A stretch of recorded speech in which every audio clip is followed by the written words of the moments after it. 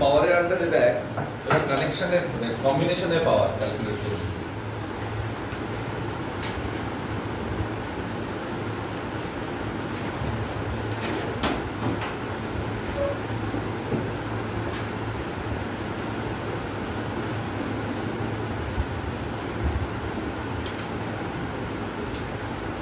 Power calculation of combination যদি দেখি, primarily ধর প্যারালাল কম্বিনেশন দিচ্ছি,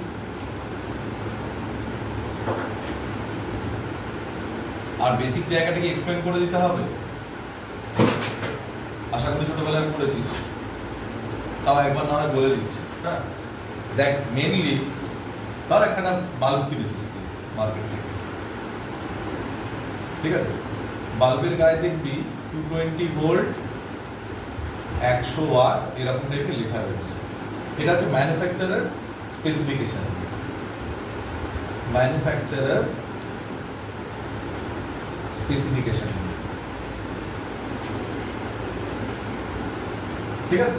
এই ম্যানুফ্যাকচারার স্পেসিফিকেশন দিয়ে কি পাচ্ছি দেখ, এটাকে আমরা কি বলি? Voltage and watt rating. কি বলেছে? 220 ভোল্ট আর 100 ওয়াট, এই দুটো স্টেটমেন্টের সিগনিফিকেন্স কি?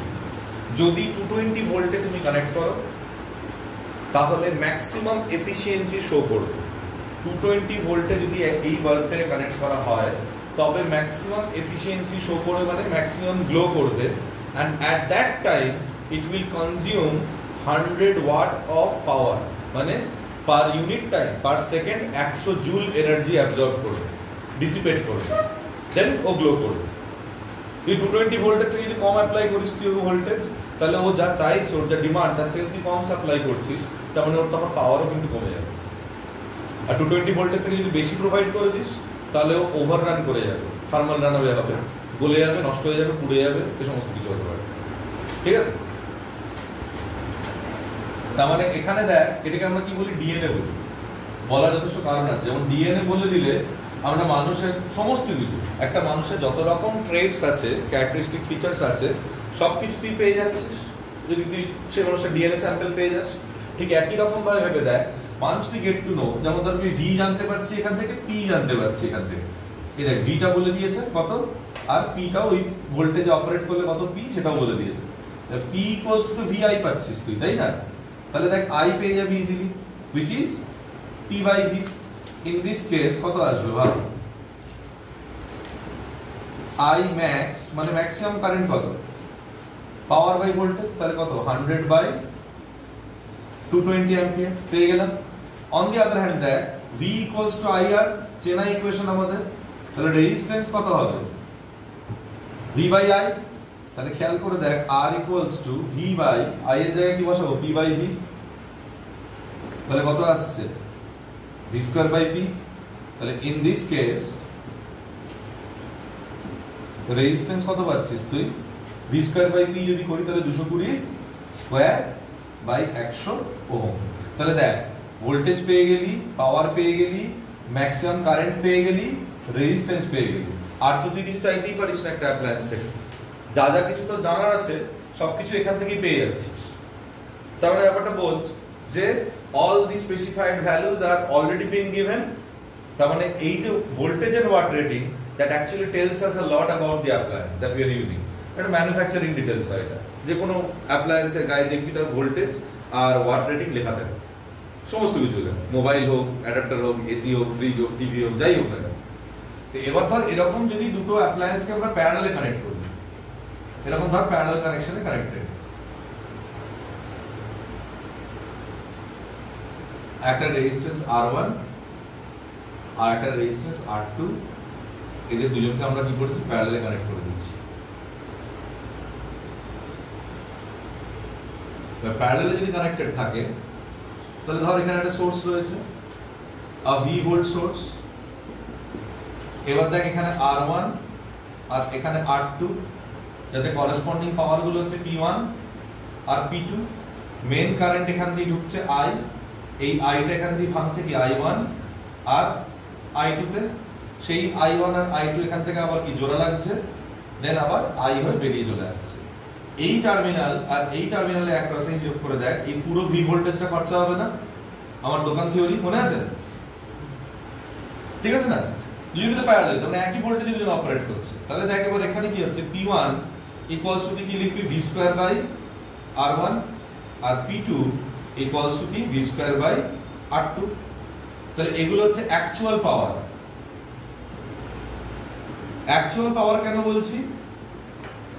বোথ জিনিসটা এটা সব প্যারালালে কানেক্টেড। যদি দুটো বাল্বকে আমি প্যারালালে কানেক্ট করি তাহলে দুটো বাল্ব ইকুয়ালি গ্লো করবে। কেন গ্লো করবে? কারণ দুজনেই তো 220 ভোল্টই পাচ্ছে। কিন্তু ভাব এই দুটো বাল্বকে যদি আমি সিরিজে কানেক্ট করে দিই তাহলে একটা গ্লো করবে বেশি, একটা গ্লো করবে কম, বা হয়তো দুটোই কম গ্লো করলো। তার কারণ কি, ভোল্টেজ তো ডিভাইড হয়ে যাচ্ছে এদের মধ্যে, পুরো ভোল্টেজ তো কেউ একা পাচ্ছে না। বুঝতে পারলি? তার মানে এটা হচ্ছে অ্যাকচুয়াল পাওয়ার, যেটা স্পেসিফাইড, মানে ম্যানুফ্যাকচারার যেটা বলে দিয়েছে।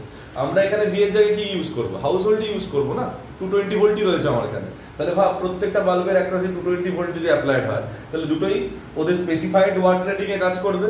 তাহলে স্পেসিফাইড ওয়াট রেটিং এ কাজ করা মানে কি, দুটোই নিজেদের অপটিমাম ইলুমিনেশন বা ইন্টেন্সিটি অফ লাইট প্রোভাইড করবে। ক্লিয়ার?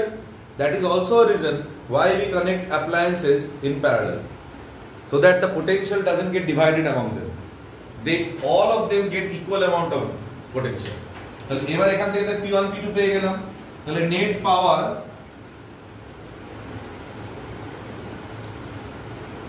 in the circuit কত আসবে রে? P equals to P1 plus P2 করছি, তাহলে কত আসছে? V square by R1 plus V square by R2। এরকম করতে পারি আমরা। তাহলে V square by R1 plus V square by R2 করলে কত আসছে? V স্কয়ার বাই R1 আর V স্কয়ার ইন কমন নিয়ে নিলাম, তাহলে এখানে কত আসবে? R2 plus R1 by R1 R2 এলো। এটাকে সাজিয়ে লিখলে দেখ V square R1 R2 by R1 plus R2 আসছে না? তার মানে অ্যাকচুয়ালি কি V square by R equivalent. কারণ এখানে যদি এটার R ইকুইভ্যালেন্ট বার করি তাহলে কত আসবে? প্যারালাল সার্কিট তো R1 into R2 by R1 plus R2। এটা তো ইকুইভ্যালেন্টের ফর্মুলা। তাহলে এই ফর্মুলাটাকেই দেখ আমরা এখানে অ্যাপ্লাই করে দিয়েছি। তাহলে এখান থেকে দেখতে পাচ্ছি V square by R equivalent. তার মানে দুটোর বদলে যদি একটা ব্যবহার করতাম তাহলে এই দেখ এই কম্বিনেশনের যদি আমি ধর এটা প্যারালাল কম্বিনেশন, তো P প্যারালাল যদি ক্যালকুলেট করি that is actually P1 plus P2।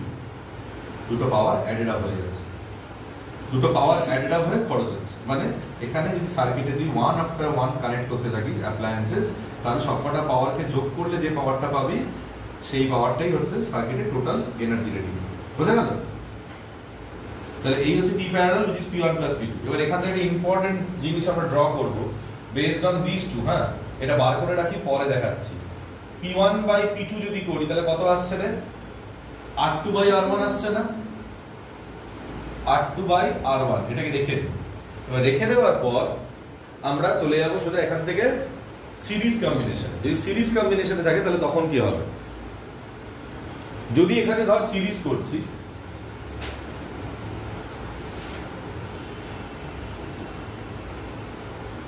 Series কম্বিনেশনে যদি রাখি তাহলে এরকম রাখবো নিশ্চয়ই, দুটোকে আসছে না পুরোটা? আমি সেই মেজারমেন্টই করছি।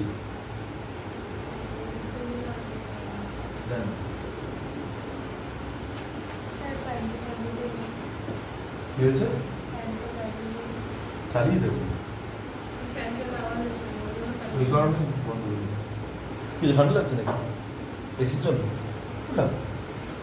R1 R2 রয়েছে। এবার কোম্পানি স্পেসিফাইড ভ্যালুগুলো কি বলতো? কোম্পানি বলছে তোমাকে P1 equals to V square by R1, P2 equals to V square by R2।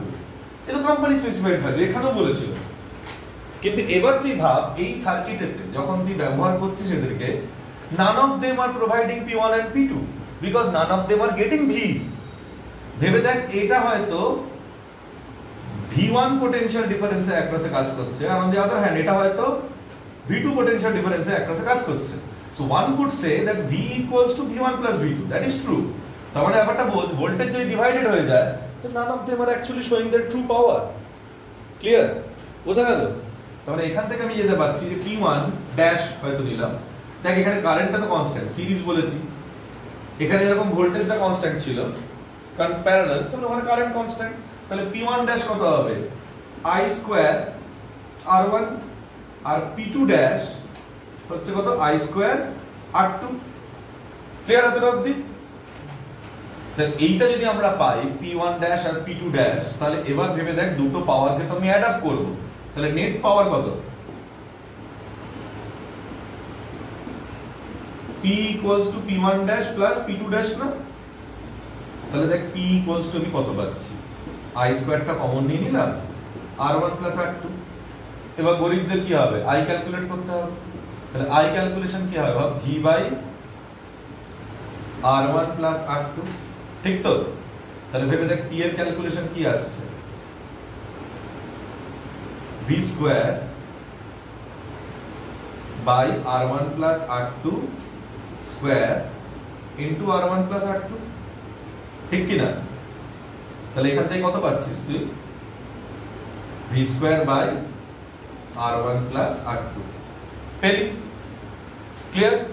এবার আমি দেখ একটা অদ্ভুত জিনিস করব, 1 by P ক্যালকুলেট করছি, এটাকে রেসিপ্রোকাল করে দিলাম, তাহলে কত আসছে R1 plus R2 by V square, তার মানে R1 by V square plus R2 by V square, তাই তো?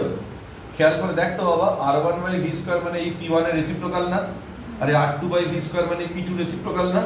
তাহলে অ্যাকচুয়ালি তুই কি পেয়ে গেলি 1 by P equals to 1 by P1 plus 1 by P2। এবার তাহলে বোঝ, দুটো জিনিস বোঝাচ্ছি, হ্যাঁ খুব ঠান্ডা মাথায় বুঝবি, যে কারণে রেকর্ড করা, নাহলে আমি শুধু মানে নোটই দিয়ে দিতাম। রিয়েল পাওয়ার যেটা ডিসিপেট করছে সেই দুটোকে অ্যাড করলে টোটাল পাওয়ার পাবি, কিন্তু যেটা স্পেসিফাইড পাওয়ার মানে যেটা ম্যানুফ্যাকচারার গিভেন, তাদের রেসিপ্রোকালকে অ্যাড করলে অ্যাকচুয়াল পাওয়ারের রেসিপ্রোকাল পাবি। এরা হারমোনিক্যালি কানেক্টেড, সিরিজ কানেকশন, এখানে কোনো অসুবিধা নেই, এখানে যা স্পেসিফাইড পাওয়ার সেটাই actual power, because both of them getting the desired voltage that they deserve. হ্যাঁ, এবার এটা হতে পারে যে তুই হয়তো 220 ভোল্টের জায়গায় ভোল্টেজ সাপ্লাইটাই দিচ্ছি 110 ভোল্টের, তো তখন তোকে এখানে বেসিক্যালি V এর জায়গায় 180 বসে যাবে, তখন এটাও অন্য ভোল্টেজ হবে। কিন্তু স্পেসিফাইড পাওয়ার যদি আমি ধরে নিই এখানে 220 দিয়েছে, তাহলে এই P1টা এই P1 P2 হচ্ছে তাই, যেটা স্পেসিফাইড পাওয়ার সেটাই দেওয়া রয়েছে। এবার তার থেকে অ্যাকচুয়ালি কম পারফরমেন্স পাবি এখানে। কি রকম দেখ, এখানে যদি আমি ওই যে কারণে P1 আর P2টা এখানেও বার করলাম, দেখ এখান থেকে আমি একটা অ্যারো হেড দিয়ে দেখাচ্ছি, যদি P1 by P2 করি আমরা এখানে কত আসবে রে? এটা তো সেমই আসবে আগেরটার মতো, তাহলে P1 by P2 কত আসছে, R2 by R1 চলবে, সার্কেল করলাম। আর এই যে P1 আর P2 ড্যাশ রয়েছে এখান থেকে দেখ তো টানলে কি আসে, P1 dash by P2 dash equals to কত রে, R1 by R2 না? এটাও সার্কেল করলাম। এবার এই দুটো সার্কেলকে যদি খুব ভালোভাবে অবজার্ভ করিস তাহলে বুঝতে পারবি যে P1 dash by P2 dash is equal to actually P2 by P1। এটা খুব ইম্পর্টেন্ট। কি রকম প্রশ্নটা বলছি, একটা 60 ওয়াটের বাল্ব আর একটা 100 ওয়াটের বাল্ব শ্রেণী সমবায়ে যোগ করা হবে, সিরিজ কম্বিনেশনে কানেক্ট করা হয়েছে। সিরিজ কম্বিনেশনে কানেক্ট করার পর তোকে বলা হচ্ছে যে out of this two bulbs 60 watt and 100 watt which one will shine the most। এবার কি ভাব, স্পেসিফাইড ভ্যালু কত, P1 আর P2 তো, তাহলে 100 ওয়াট নিশ্চয়ই 60 ওয়াটের থেকে বেশি। P1টাকে ধরলাম 60 ওয়াট আর P2টাকে ধরছি কত, 100 ওয়াট, তাহলে 100 বাই 60 তার মানে গ্রেটার দ্যান 1। তাহলে P1 dash by P2 dash যখন আসছে, P1 ড্যাশটা অ্যাকচুয়ালি কি 60 ওয়াটের অ্যাক্রসে খরচ হওয়া এনার্জি পার ইউনিট টাইম, আর P2 ড্যাশটা কি 100 ওয়াটের অ্যাক্রসে খরচ হওয়া এনার্জি পার ইউনিট টাইম। তাহলে অ্যাকচুয়ালি কার অ্যাক্রসে এনার্জি বেশি খরচ হচ্ছে, P1 ড্যাশ। তার মানে 60 ওয়াটের বাল্বটা বেশি গ্লো করবে কম্পেয়ার টু 100 ওয়াট বাল্ব। বোঝা গেল? উল্টে যায় জিনিসটা, এই কারণেই পুরো ডেরিভেশনটা করা। এই স্পেসিফাইড ভ্যালু আর অ্যাকচুয়াল ভ্যালু এর মধ্যে কিন্তু ডিফারেন্স আছে, এটা মাথায় রাখিস। যখনই সিরিজ থাকবে be extra cautious, that's all, complete.